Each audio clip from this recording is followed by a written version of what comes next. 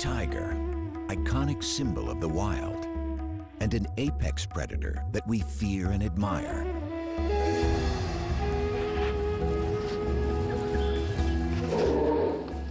In our imaginations, they roam the jungle. But today, many tigers have never even seen the wild. The vast majority of them spend their lives in captivity. Princess is an American tiger, a distant relative of her wild ancestors. She doesn't even know how to hunt. Most tigers in America aren't found in zoos. They're privately owned. There are more than twice as many of them as the highly endangered wild tiger. This could change if new legislation is passed that would ban the private ownership and breeding of tigers. What are the issues surrounding captive tigers in America? And what does the future hold for their wild cousins? Tigers are one of the world's most popular animals. Everybody loves to see a tiger at the zoo.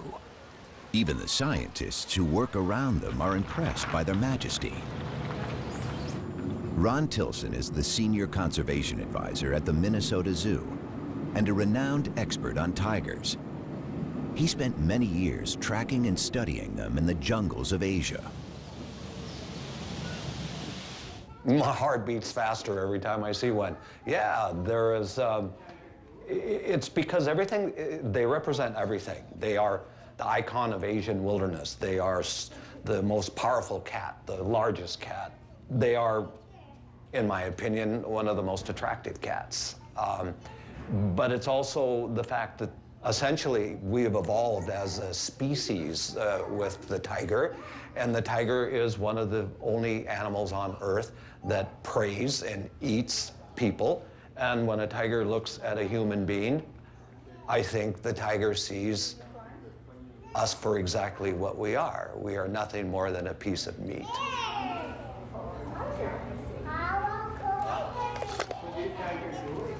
The tiger and the power it represents has always fascinated us. At the beginning of the 20th century, there were 100,000 tigers in the forests of Asia. The first tigers came to America as entertainers. Before zoos and circuses attempted to control their breeding, surplus animals found their way into private hands. Soon, everyone from the rich and famous to companies and sports teams wanted a piece of the big cat. For some Americans, like the character of Tony Montana in the movie Scarface, owning a tiger became a symbol of success.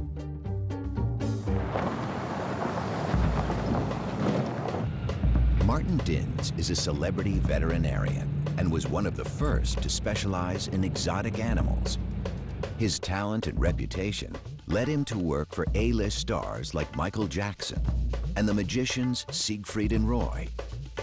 He witnessed firsthand the rise of the tiger population in America. The tiger pet phenomenon became a trend, I would say, in the early 60s. We could be driving in Beverly Hills and see a person driving a convertible with a tiger sitting up in the back seat. Or people owning a Jaguar, a big Jaguar, driving around in their Jaguar with it. There were no import restrictions. There were no restrictions on the sale out of a pet shop of these kind of animals. You know, a little tiger cub is nice and cute, so people thought it would be fashionable. It was unique. They could show it off, and it was trendy then. The pet tiger phenomenon may have existed briefly in other parts of the world, but it never had the dimensions it's taken on in America. In the 1970s, actress Tippi Hedren, the star of Alfred Hitchcock's The Birds, embarked on an unusual film project. She starred in the movie Roar, where actors and crew members rubbed shoulders with dozens of lions and tigers. I can't believe we did all that we were foolish enough to do it. So many of us were hurt. you know, that it was, insanity. It was truly insane here. Tippi Hedren radically changed. She converted the Roar movie set into the Shambhala Preserve, a sanctuary for abused and neglected big cats. Her strong stance against private ownership has drawn attention to the issues facing captive and wild big cats. In the wild, tigers are threatened by habitat destruction and human encroachment. They've been hunted and poached for their skins. Most of all, they suffered from the illegal trade of their parts for use in traditional medicine. 97% of the species have been wiped out over the last 100 years. And with only 3,200 wild tigers left, they are facing a total crisis. Well, just about everything has been tried, and just about everything has failed. Everyone is trying to think through how to go about making a future for tigers, and the bottom line is that we've failed in every example. There is no one place you can put your finger and say, aha, here's the magic formula on how to save tigers. Tigers have been on the endangered species list since it was established. In 1973, it became illegal to import tigers born in the wild. So the tigers living in the United States today are American, born and raised. The population of captive tigers has been steadily growing. In the wild, a female spends a couple of years teaching her 3 or 4 cubs how to hunt and fend for themselves. But in captivity, she can breed every year. Today, most American tigers are privately owned, and some people still keep them as pets. Susanna Kukol and Scott Shoemaker live in the small town of Pahrump, Nevada, with their 6 tigers. Hi, baby. I know. Mama's girl, huh? If your definition of pet is something you throw food at and it's nice and docile, okay, then that's not a tiger. That's my girl. That's my girl. Oh, that's my girl. In the cage, it's just fun. Outside, that's when it's like, okay, we are going for the walk, we are gonna go for the training. So outside is like you are in school. In the cage, it's, okay, it's their place, it's their home. Oh, somebody's being cute. So basically, that's the golden rule. You don't push them into any serious training in the cage, and you never ever turn the back on a tiger. But not all captive tigers are pets or collector's items. Some private owners see themselves as conservationists and believe America is the tiger's Noah's Ark. Patty Perry runs her own Center for Conservation and Education in Southern California. She is also the vice president of the Feline Conservation Federation, the largest organization promoting private ownership and breeding of captive exotic cats in the United States. It's far from perfect, but in our world today, we have to have captive breeders, private captive breeders. We have to have private educators, because the zoos can't do it all. You don't get that kind of contact and that kind of one-on-one at a zoo. They have been poached, they have been hunted for their pelts and for their internal organs, and we have very, very low populations. This is Prana, the standard. The Snow White is Vishnu. This is my little red-headed stepchild, and this is the one, the golden tabby. He's gonna be our biggest tiger here. The tigers is very much an emotional bond. They respond emotionally. I got them all as babies, so I bottle raised them. So there is that connection. You know, they identify me as, you know, mom with the milk. Who wants to feed a tiger? I'll kind of start on this end and give you guys a chance. I want you to hold the stick. Just hold the stick and put it right through there. Come and have a bite. Okay, who's next? These cats, being 6 generations, you know, captive bred, and their, you know, their primary contact being human beings are not going to be the same as a cat that's in the wild. It's a completely different animal. But will they ever be domesticated? No. They're wild animals. The wild nature of tigers is seen even among those in captivity. In 2003, famous Las Vegas entertainer Roy Horn was mauled during a performance by one of his beloved tigers. The tiger just grabs him, like, looks to be right around here in this area, grabs him, like, just locks on him, picks him up, and just drags him. We just heard all this commotion behind the curtain, and you could hear It reminded everyone that even trained tigers are unpredictable and dangerous.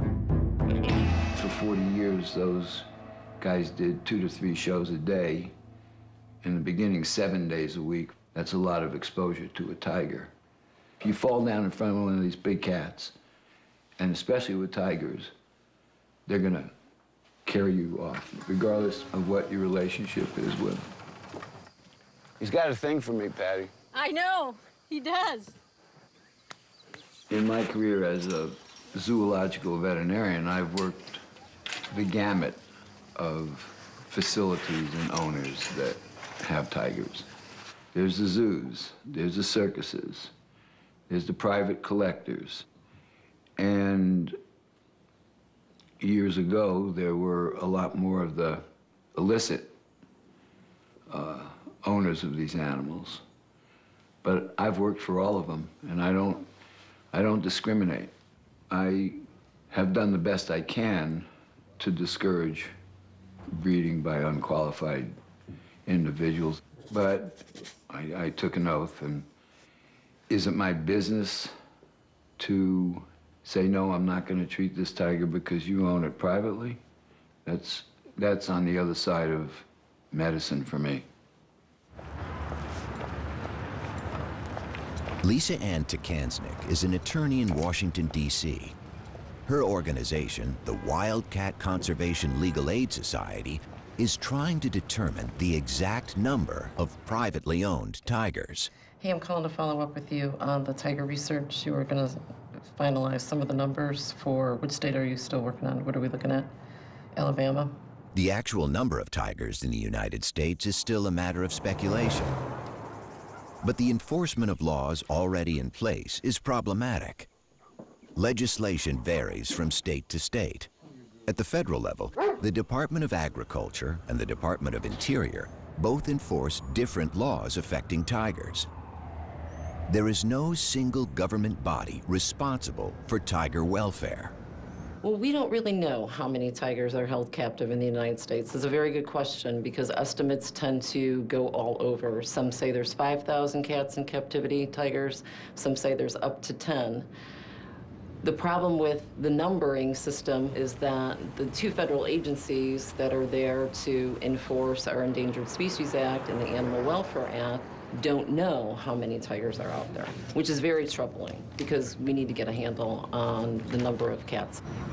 As hard as it is to imagine, big cats can be found everywhere, even on the 5th floor of an apartment building in the heart of New York City, like on an October day in 2003.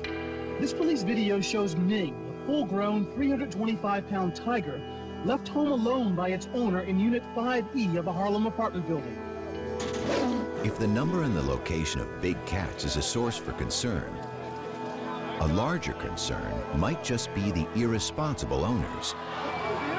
Screening for them remains difficult. In 2005, near the Ronald Reagan Presidential Library in Moore Park, a stunning example of human-tiger conflict occurred. I saw the tiger right there, just real slow, huge. He was about this high up to the fence. Newly retired George Gross was the incident commander at the California Fish and Game Department.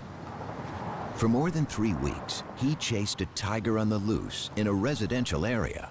He got no help from the cat's owner, and on a February morning, he had a difficult decision to make. Basically, this was like a city living in fear for a month because somewhere there was this large tiger running around in their neighborhood. We didn't see it for quite a while, but we knew it was in here. So when it climbed out, it was like it came out of nowhere. All of a sudden, everybody could see it, and it started walking around quite slowly through the grass. You know, I was within 150 yards of it. The first thing I thought was like, what a majestic animal. This thing's beautiful. But then, you know, I came back in, it's like, but I have this job to do too. So it started walking towards me, and then it started going up a trail. I sat there and said, I can't have it up here on the soccer field, baseball field, and our opportunity to take a shot really diminishes. So that's when I gave the order for people with rifles to, if they had a clean shot, to take the shot. The male tiger weighing as much as 600 pounds was taken from the hills near the Ronald Reagan Presidential Library by wildlife officials who say they had no choice but to kill it. I've always felt that I unfortunately made the right decision, and, you know, to be honest, is the first thing I did was pat him and say I was sorry, because I knew I didn't want to kill him. George Gross was not the last law enforcement agent faced with such a decision. There was an even more dramatic incident on October 18, 2011, when there was a massive release of wild animals in Zanesville, Ohio. The owner of a private zoo threw open the gates of his facility before committing suicide. This time, it wasn't one tiger, but 18 on the loose. They were all killed by the authorities along with lions, bears, and monkeys. It probably will come to another tragedy before certain laws are either enforced like they should be, or new laws are going to have to be implemented. To have multiple situations happen because we're not moving on these issues is very tragic, and it's very sad, not only for the individuals, but the cats that are involved, because most of the time those cats are shot on site. I'd rather see us be in a proactive mode versus a reactive mode. Is it time to ban the private ownership of tigers and other exotic animals?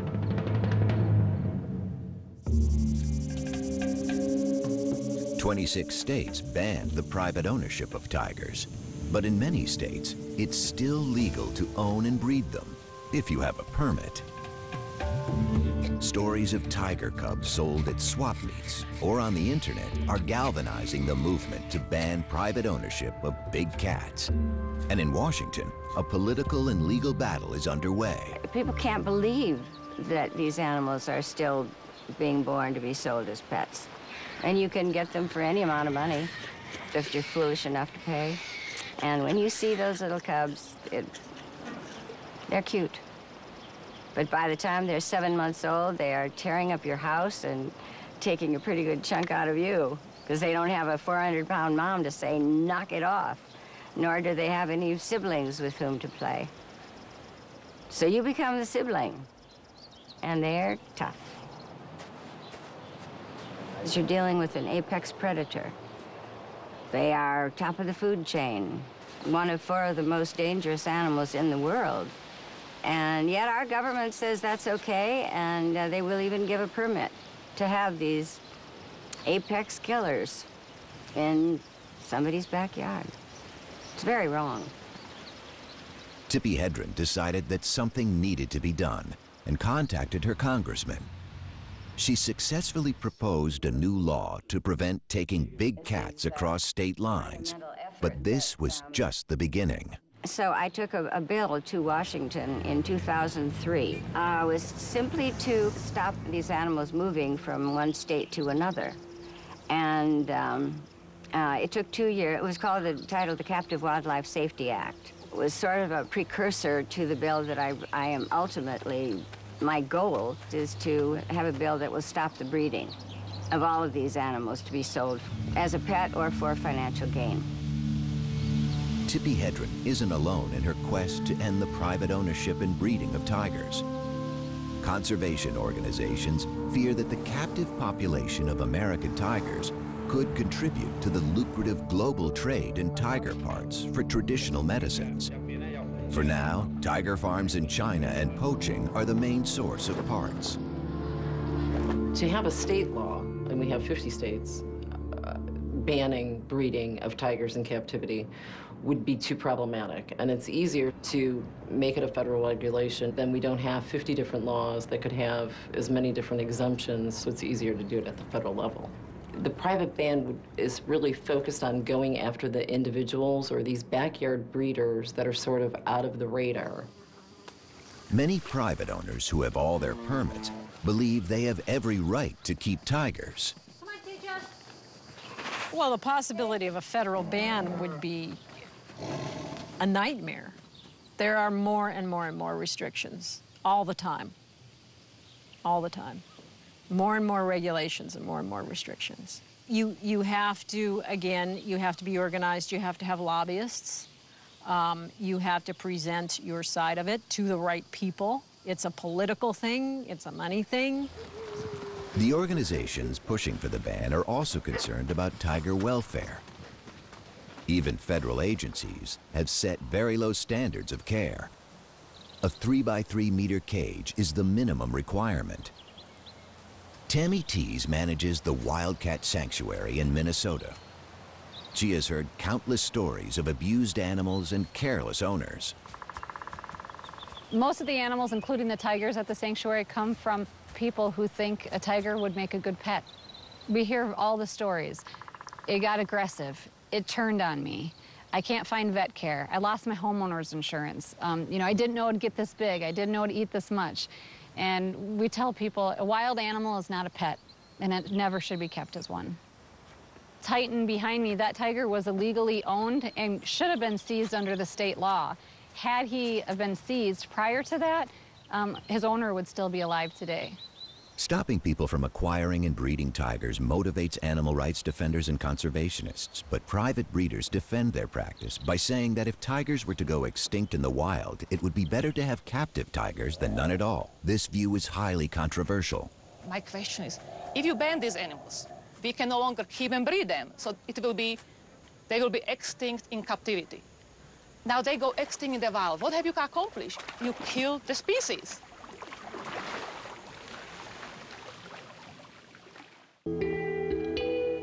A ban on breeding or keeping tigers has broad implications. While the United States looks to control unregulated breeding of tigers by private owners, across the world, extraordinary efforts are being made to save tigers in the wild. For Ron Tilson, zoo tigers represent a backup for the wild population. He has been the coordinator of the Tiger Species Survival Plan, designed to maintain healthy and genetically diverse tigers.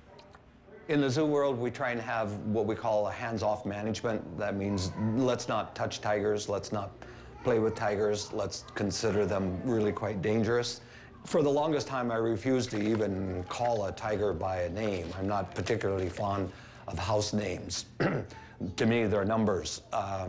They're a stud book number, and I see a tiger more as a collection of genes. And what I'm concerned about is the future, way down the line, that these animals still maintain their tigerness. Scientists have divided tigers into 9 subspecies. 3 of them have already gone extinct: the Bali tiger in the 1940s, the Caspian tiger in the 1970s, and the Javan tiger in the 1980s. Surviving are the Siberian or Amur tiger, the Bengal, the Indo-Chinese, the Malayan, and the Sumatran tigers. They are all endangered. And the last South China tigers can only be found in captivity. We know every tiger in the North American zoos, and we know its lineage. We know every parent, grandparent, great-grandparent, great-great-grandparent, all the way back to its wild-caught mother and father. So we know exactly where they came from in Russia for the Amur tigers, and we know who they mated with and who their offspring. So we have these like giant family trees. Unlike most zoos, most private owners don't know the lineage of their tigers because no one has kept track of their pedigrees. Yeah, there you go, Elvis. Tigers from different subspecies resemble each other, and most breeders aren't interested in keeping subspecies pure. As for subspecies, I don't believe in them. I don't care.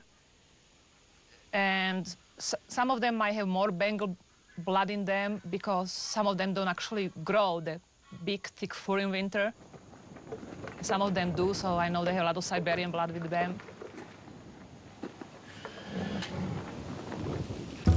The white tiger is the best example of breeding for looks. Loved for its striking appearance, it's not a subspecies, but a color morph, the result of a recessive gene that causes 1 in every 10,000 tigers to be born white. White tigers are almost non-existent in the wild, but they are often bred in captivity. This has made them highly inbred and more susceptible to health problems. And that's not the only consequence of private ownership. People notice that many tigers in captivity might be bigger than in the wild, because in the wild you need to stay athletic to catch prey. In captivity, they get their food served basically on a silver platter. And one of the reasons many tigers in captivity are huge, they are simply fat, they are obese, not good for their liver. A lot of the stuff American tigers are fed, it's basically stuff we eat, it's from supermarket. Some of the meat might have some hormones in them.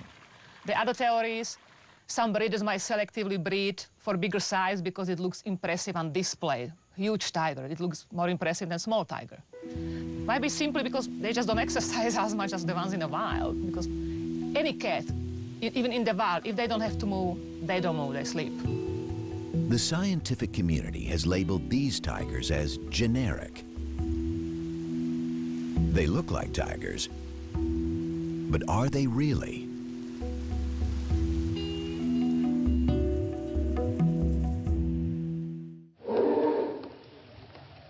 Tigers in the wild are generally solitary and secretive, coming together during the mating season and perhaps to share a kill. In captivity, they become very sociable with both humans and other tigers. They haven't been taught how to hunt and could starve if left on their own. Has the very essence of tigerness been bred out of them?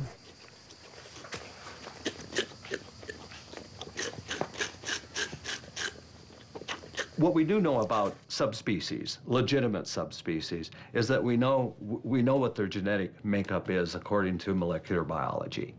Okay, it can be defined. And that is why the private ownership tigers, they will never contribute to the conservation of wild tigers, simply because, not because they're not a tiger, because in a sense they are Panthera tigris. That's the Latin name for what a tiger is. But they've lost their tigerness. They've lost their tigerness, and what we mean by that is they have been inbred and crossbred to the point where no one knows what their lineages are, and everyone knows the more inbreed you have, the greater risks or susceptibility to diseases. You become less fit, and when you become less fit, your ability to survive in the wild becomes negligible. The American tiger is really a junk tiger. It is nothing more than an illusion of a tiger.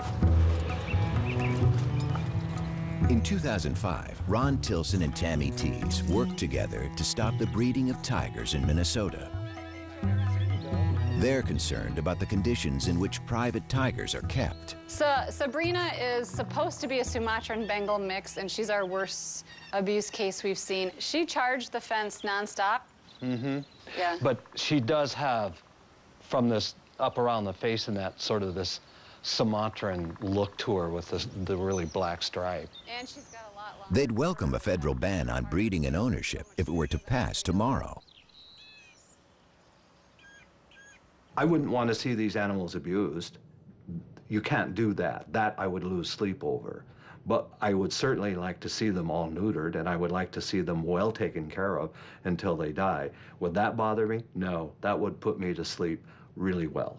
We'll just simply lose a large number of worthless tigers that consume resources that should be spent on wild tigers, and that actually corrupt the message that we're doing something wonderful for tigers, when in fact we're not doing anything for tigers. Why are we spending all of this time and energy and money in trying to protect the right to own this or even allowing it to happen and putting people at risk. And I keep coming back to these same issues. I don't get it. I don't get why it isn't stopped. Conservationists have been reluctant to study or give any attention to American tigers. However, with the crisis in the wild, some of the scientific community are taking a closer look at these generic tigers. Stephen O'Brien is former chief of the Laboratory of Genomic Diversity at the National Cancer Institute. He's an authority on big cat genetics and evolutionary biology. But his work has sparked controversy in the conservation world. Is there a value in the admixture in tigers? That is, tigers that have an ancestry that includes interbreeding between different subspecies. Of course there's a value in it.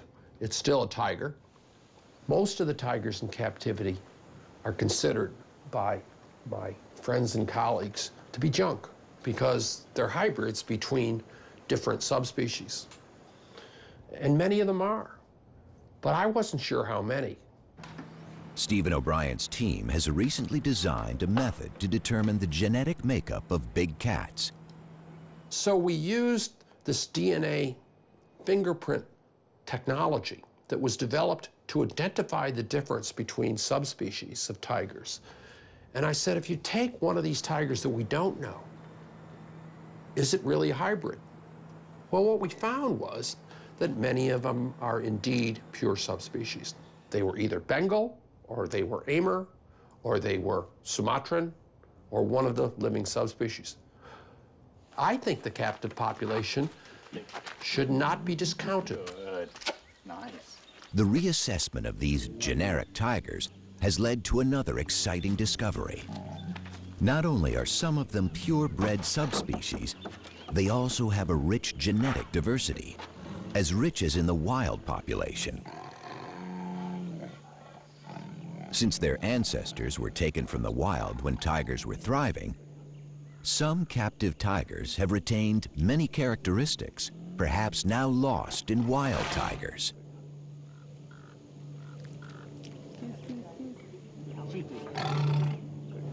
Tiger conservationists have been quick to point out that the sample studied by Stephen O'Brien did not include a significant number of backyard-bred tigers. Still, he believes that each tiger counts. My personal feeling about it is we're backing up a tiger population in the wild that is not doing very well. And to tell you the truth, I'd rather have the animal alive in a few hundred years than simply lose it by exterminating all the captive animals, which is, one solution. Maybe that's not a reasonable thing.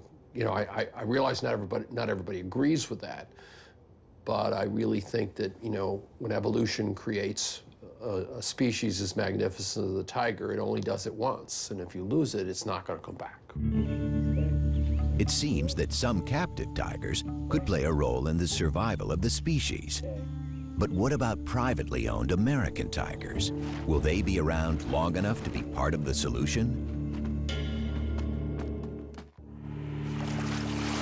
The wild tiger population was almost 10,000 in 1990. 20 years later, there are only about 3,000 animals left, and they are vanishing faster than ever. When I first moved into this office 25 years ago, I had this big concrete wall and I wondered what I wanted to put on it. And it came to me, why don't I have the covers of magazines that are focusing on tiger issues? It starts back here, The New Scientist. Does the tiger have a future? That's what we're talking about right now. Too Late for Tigers in Wildlife Conservation magazine. Doomed, cover of Time magazine. The Last Tigers. Initially, I thought they were very interesting because it gave me a focus. But what happened was that this message just became such a common message. It's a little bit like the sky is falling down, the sky is falling down, and after a while, no one hears you calling. World leaders seem to be finally waking up to the dire future facing wild tigers. In November 2010, an international summit was held in St. Petersburg. The goal was to develop a strategy to save the wild tiger from extinction. Heads of state from the 13 tiger range countries set a target to double the population by 2022 and committed over 230 million euros. But is that enough? The threats facing the Asian big cat are many and serious. In August 2011, the U.S. Fish and Wildlife Service announced that it wanted to reinstate a permitting process to control the breeding of generic tigers. This would severely reduce the number of tigers bred in captivity. But for the proponents of a total ban on private ownership, things aren't moving fast enough on Capitol Hill. Along with private owners, the entertainment industry is lobbying to slow down the legislative process. I am very annoyed that this bill is in the status that it is. It's just up in the air right now because we can't, I am not going to buckle and say it's okay to breed these animals. It's a huge problem. Come in age? Yeah, she's a little fat. She's getting old. You gotta maybe try the 5. But tigers have created jobs and income. They appear in movies. They're still popular in circuses. And there's even an industry that's created a special diet for them. In these days of economic turmoil, a ban that would cost American jobs isn't easy for a politician to support. To be honest, I really don't know what the federal ban will do because like so many of the federal regulations and the state laws, there's going to be exemptions carved out of a federal ban on breeding tigers and other big cats. So the circus industry could be exempt, entertainment could be exempt. It'll be a very long process because there's a lot of money involved. From the professional's standpoint, it's a sensitive issue because they're being regulated out of the business. And well, from the owner's standpoint, it's a sensitive issue because they're attached to the animal. And they're emotional about it. Only recently, American tigers have come under scientific and legal scrutiny, and their fate raises many questions. But if the wild population is to double, animals bred in captivity will be required for the complex process of reintroduction. Even though conservationists have every reason to be pessimistic about the future of the tiger, there is still some hope. We're on the cusp of a new revolution in tiger conservation, and that is looking at reintroduction of captive individuals back into spaces where they once lived. The big issue is, can captive tigers actually go out and live and survive on their own in the wilderness areas? The honest answer to that is, don't know. There's some who say no, they have to be taught how to do this, and they learn from their mothers, and the mother can't teach them if there aren't natural prey. But in fact, all of these are little roadblocks. All of these can be taken care of and surmounted. Captive bred lions and cheetahs have been introduced into the wild in South Africa. This has encouraged Chinese officials. Today, South China tigers are being prepared in Africa for their reintroduction in China. Each generation will be released into a larger and wilder setting. They will learn how to hunt, teach their skills to their offspring, while having less and less contact with humans. But preparing tigers for their release is only half of the challenge. Experts know that wild tigers need space, and 250-kilo predators also need prey. Preserving the ecosystems of tiger range countries is as crucial as preserving the tigers themselves. That's why there are so few of these rewilding efforts. We need some new ideas if we're going to really realize the prediction of the St. Petersburg summit to double tigers in the wild. And one of the possibilities is to be exploring places where we can restore tigers. Central Asia, the former range of the extinct Caspian tiger, is a vast region with a sparse population. Countries like Kazakhstan and Uzbekistan did not participate in the St. Petersburg summit, but they are prime candidates for bold conservation initiatives. It's a habitat area which is very low in human density, which is important for reintroduction of tigers, which has the potential of being homes for tigers from different parts of the world. There are conservationists in these areas that I think, in fact, I know, would be very interested in hosting tiger reconstitution or reintroduction in those regions. For these programs to work, more tigers will be needed. The fate of thousands of privately owned tigers is being debated by scientists, lawyers, and politicians. So far, no one has asked for any of these tigers to be shipped overseas. Princess, look at mommy. Princess! There she does. Will the American tiger have the chance to play a role in the future of the species? That has yet to be determined. But perhaps one day, an American-born tiger will be set free to join its wild cousins.